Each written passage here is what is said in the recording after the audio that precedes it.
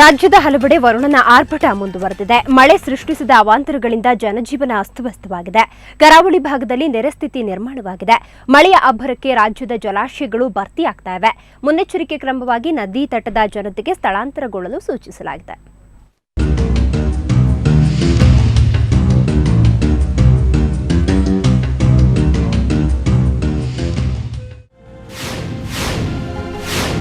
ಕೊಡಗು ಉಕ್ಕಿ ಹರಿಯುತ್ತಿದೆ ಕಾವೇರಿ.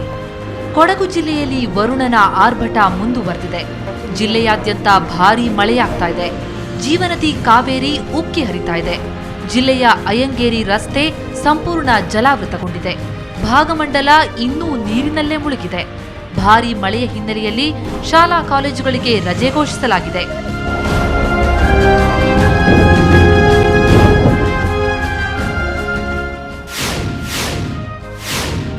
ದಕ್ಷಿಣ ಕನ್ನಡ ಅಪಾಯ ಮಟ್ಟ ಮೀರಿದೆ ನೇತ್ರಾವತಿ.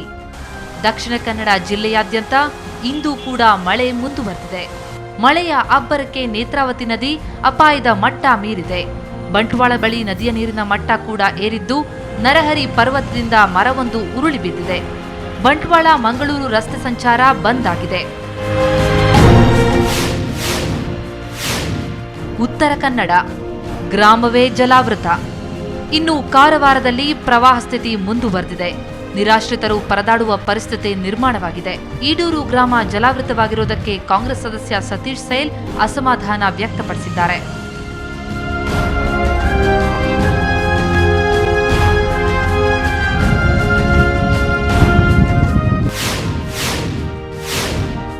ಉಡುಪಿ ಅಪಾರ ಪ್ರಮಾಣದಲ್ಲಿ ನಷ್ಟ.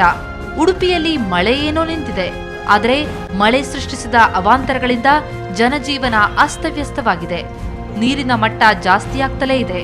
ಮಣಿಪು, ಉಪ್ಪೂರು ಸೇರಿ ಹಲವೆಡೆ ಮನೆಗಳಿಗೆ ನೀರು ನುಗ್ಗಿದ್ದು ಅಪಾರ ಪ್ರಮಾಣದಲ್ಲಿ ಆಸ್ತಿಪಾಸ್ತಿ ನಷ್ಟ ಸಂಭವಿಸಿದೆ. ಸಂಸದ ಸದಾನಂದಗೌಡ ತಮ್ಮ ನಿಧಿಯಿಂದ 20 ಲಕ್ಷ ಪರಿಹಾರ ಅನುದಾನ ಘೋಷಿಸಿದ್ದಾರೆ.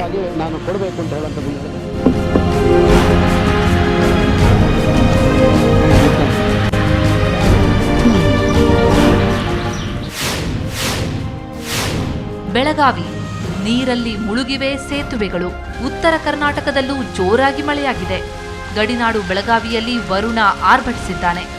ಜಿಲ್ಲೆಯ ಖಾನಾಪುರ, ಚಿಕ್ಕೋಡಿ ಹಾಗೂ ಬೆಳಗಾವಿ ತಾಲೂಕಿನಲ್ಲಿ ಭಾರೀ ಮಳೆಯಾಗ್ತಾ ಇದೆ. ಜಿಲ್ಲೆಯ ಸಪ್ತ ನದಿಗಳು ತುಂಬಿ ಹರಿತಾ ಇವೆ. ಜಿಲ್ಲೆಯಲ್ಲಿ 7 ಸೇತುವೆಗಳು ಜಲಾವೃತವಾಗಿವೆ. ಇದರಿಂದ ಹಲವು ಗ್ರಾಮಗಳ ಸಂಪರ್ಕ ಕಡಿತಗೊಂಡಿದೆ.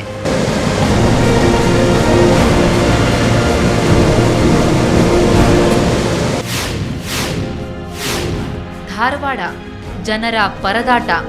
ಧಾರವಾಡದಲ್ಲಿ ವರ್ಷಧಾರೆ ಸುರಿತಾ ಇದೆ. ಕಳೆದ 24 ಗಂಟೆಗಳಿಂದ ಮಳೆ ಸುರಿಯುತ್ತಿರೋದ್ರಿಂದ ಜನಜೀವನ ಅಸ್ತವ್ಯಸ್ತಗೊಂಡಿದೆ.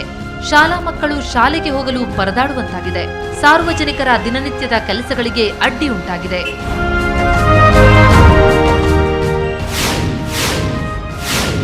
ಬಿಜಾಪುರ ಆಲಮಟ್ಟಿ ಭರ್ತಿ. ಭಾರೀ ಮಳೆಯ ಹಿನ್ನೆಲೆಯಲ್ಲಿ ರಾಜ್ಯದ ಪ್ರಮುಖ ಆಣೆಕಟ್ಟು ಆಲಮಟ್ಟಿಗೆ ಅಪಾರ ಪ್ರಮಾಣದ ನೀರು ಹರಿದು ಬರ್ತಾ ಇದೆ.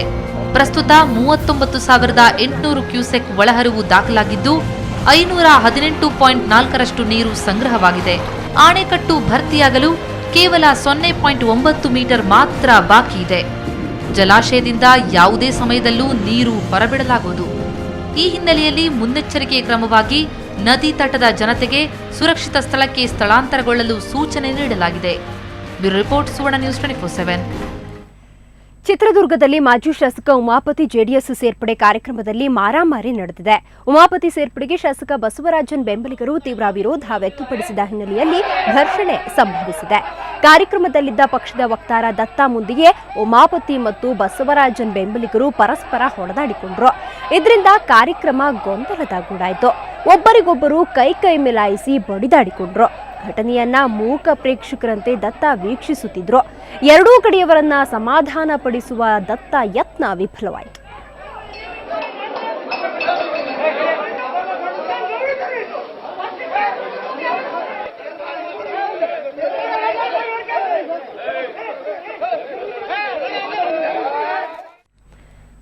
ಆಷಾಢಕ್ಕೆ ತವರಿಗೆ ಬಂದಿದ್ದ ನವ ವಿವಾಹಿತೆ ವರಸೆಯಲ್ಲಿ ಅಣ್ಣನಾಗಬೇಕಾದವನನ್ನೇ ಹಠ ಹಿಡಿದು ಮತ್ತೆ ಮದುವೆಯಾದ ವಿಲಕ್ಷಣ ಘಟನೆ ಮಂಡ್ಯದಲ್ಲಿ ನಡೆದಿದೆ.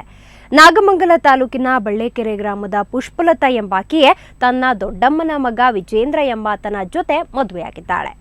ಈಕೆಗೆ ಗೊಲ್ಲರಹಳ್ಳಿ ಶ್ರೀನಿವಾಸ್ ಎಂಬುವರೊಂದಿಗೆ ಇತ್ತೀಚೆಗಷ್ಟೇ ಮದುವೆಯಾಗಿತ್ತು. ಆದರೆ ಆಷಾಢಕ್ಕೆ ತವರಿಗೆ ಬಂದವಳು ಗಂಡನಿಗೆ ಕೈಕೊಟ್ಟು ಅಣ್ಣನ ಜೊತೆ ಕಾಲ್ಕಿತ್ತಿದ್ದಾಳೆ.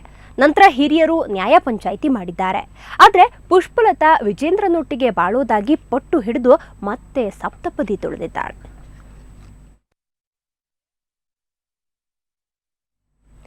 ಸಾಲ ಕೊಟ್ಟ ವ್ಯಕ್ತಿಯ ಮರ್ಮಾಂಗಕ್ಕೆ ಕತ್ತರಿ ಹಾಕಿರುವ ಘಟನೆ ಬೀದರ್ ಬಾಲ್ಕಿ ತಾಲೂಕಿನ ಮಳಜಾಪುರ ಗ್ರಾಮದಲ್ಲಿ ನಡೆದಿದೆ. ಕೊಟ್ಟ ಸಾಲ ವಾಪಸ್ ಕೇಳಿದ್ದಕ್ಕೆ ಶಿವಕುಮಾರ್ ಎಂಬುವವರು ತನ್ನ ಸ್ನೇಹಿತರೊಂದಿಗೆ ಈ ದುಷ್ಕೃತ್ಯ ಎಸಗಿದ್ದಾರೆ. ಹಣ ಕೊಟ್ಟ ಮಲ್ಲಿಕಾರ್ಜುನ ಐನಾಪುರ ಅಸ್ವಸ್ಥರಾಗಿದ್ದು ಜಿಲ್ಲಾಸ್ಪತ್ರೆಗೆ ಸೇರಿದ್ದಾರೆ. ದಾವಣಗೆರೆಯಲ್ಲಿ ಕೆಲವು ಕಿಡಿಗೇಡಿಗಳು ಆಟೋ ಮತ್ತು ಬೈಕುಗಳ ಸೀಟುಗಳನ್ನು ಹರಿದು ದುಷ್ಕೃತ್ಯ ಪ್ರದರ್ಶಿಸಿದ್ದಾರೆ. ಅದು ಒಂದಲ್ಲ ಎರಡಲ್ಲ, ಸುಮಾರು 35ಕ್ಕೂ ಹೆಚ್ಚು ಆಟೋ, 20 ಬೈಕ್ಗಳನ್ನು ಹಾನಿ ಮಾಡಲಾಗಿದೆ. ಅಷ್ಟೇ ಅಲ್ಲ, ಮನೆಗಳ ಮೇಲೆ ಕಲ್ಲು ತೂರಾಟ ಮಾಡಿ ಕಿಟಕಿ ಗಾಜನ್ನ ಪುಡಿ ಪುಡಿ ಮಾಡಲಾಗಿದೆ. ಆದರೆ ಘಟನೆಗೆ ಕಾರಣ ಮಾತ್ರ ತಿಳಿದು ಬಂದಿಲ್ಲ.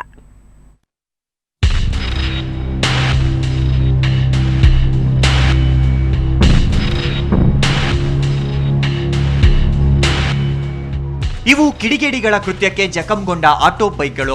ನಿನ್ನೆ ತಡರಾತ್ರಿ ದಾವಣಗೆರೆಯ ಬಸವರಾಜಪೇಟೆಯಲ್ಲಿ ಈ ಕೃತ್ಯ ನಡೆದಿದೆ. ಸುಮಾರು 35ಕ್ಕೂ ಹೆಚ್ಚು ಆಟೋ, 20 ಬೈಕ್ಗಳ ಸೀಟ್ ಕವರ್, ಬೈಕ್ ಸೀಟುಗಳಿಗೆ ಬ್ಲೇಡ್ನಿಂದ ಕುಯ್ದು ಹಾನಿಗೊಳಿಸಿದ್ದಾರೆ. ಇಡೀ ಲೈನ್ ಅಲ್ಲ, ನಮ್ದು ಒಂದೇ ಆದ್ರೆ ಏನೋ ಬಿಡೋ ವೈಯಕ್ತಿಕ ದ್ವೇಷ ಇರ್ಬೋದು ಅಂತ ನಾವು ಸುಮ್ಮನಾಗ್ತಿದ್ವಿ. ಇಡೀ ಒಂದು ಏರಿಯಾದಲ್ಲಿ ಸುಮಾರು 10-15 ಆಟೋಗಳೆಲ್ಲ ಈ ತರ ಮಾಡಿದ್ದಾರೆ. ಪ್ರಚೋದನೆ ಮಾಡಿ ಸಂಚು ಮಾಡಿದ್ದಾರೆ. ನಾವು ಇಲ್ಲಿವರೆಗೂ ಕೂಡ ಇಲ್ಲಿರುವಂತ ಎಲ್ಲ ನಾಗರಿಕರು ಶಾಂತಿಯನ್ನು ಕಾಪಾಡ್ಕೊಳ್ಳೋಕೆ ಇಷ್ಟಪಟ್ಟಿದ್ದೀವಿ. ಇದೇ ರೀತಿ ಏನಾದರೂ ಆಮೇಲೆ ಇದು ಸಂಪೂರ್ಣವಾಗಿ ಪೊಲೀಸ್ ವೈಫಲ್ಯ ಅಂತಾನೆ ಹೇಳ್ತೀವಿ. ಕಿಡಿಗೇಡಿಗಳ ಕೃತ್ಯ ಇಷ್ಟಕ್ಕೆ ಮುಗಿದಿಲ್ಲ. ಮನೆಗಳ ಮೇಲೆ ಕಲ್ಲು ತೂರಾಟ ನಡೆಸಿ ಕಿಟಕಿ ಗಾಜುಗಳನ್ನು ಪುಡಿ ಪುಡಿ ಮಾಡಿದ್ದಾರೆ. ಅಲ್ಲದೆ ದೇವಸ್ಥಾನ ಮುಂಭಾಗದಲ್ಲಿದ್ದ ಭಗವಧ್ವಜವನ್ನು ಹರಿದಿದ್ದಾರೆ. ಆದರೆ ಇಷ್ಟೆಲ್ಲ ದುಷ್ಕೃತ್ಯ ನಡೆದಿದ್ದಾದ್ರೂ ಯಾಕೆ, ಯಾರು ಮಾಡಿದ್ದು ಅನ್ನೋದು ಮಾತ್ರ ಗೊತ್ತಿಲ್ಲ. ಘಟನೆ ಹಿನ್ನೆಲೆಯಲ್ಲಿ ಸ್ಥಳದಲ್ಲಿ ಪೊಲೀಸ್ ಪಡೆಯನ್ನು ನಿಯೋಜನೆಗೊಳಿಸಲಾಗಿದೆ. ಶ್ರೀರಾಮ್ ಸೇನೆ ಕಾರ್ಯಕರ್ತರು ಬಸವನಗರ ಪೊಲೀಸ್ ಠಾಣೆ ಎದುರು ಪ್ರತಿಭಟನೆ ನಡೆಸಿದ್ರು. ದುಷ್ಕೃತ್ಯ ನಡೆಸಿದವರನ್ನು ಪತ್ತೆ ಹಚ್ಚಿ ತಪ್ಪಿತಸ್ಥರನ್ನು ಬಂಧಿಸುವ ಹೊಣೆ ಈಗ ಪೊಲೀಸರ ಮೇಲಿದೆ. ರಾಜಪ್ಪ ಸುತ್ತೂರ್, ಸುವರ್ಣ ನ್ಯೂಸ್ 24/7 ದಾವಣಗೆರೆ.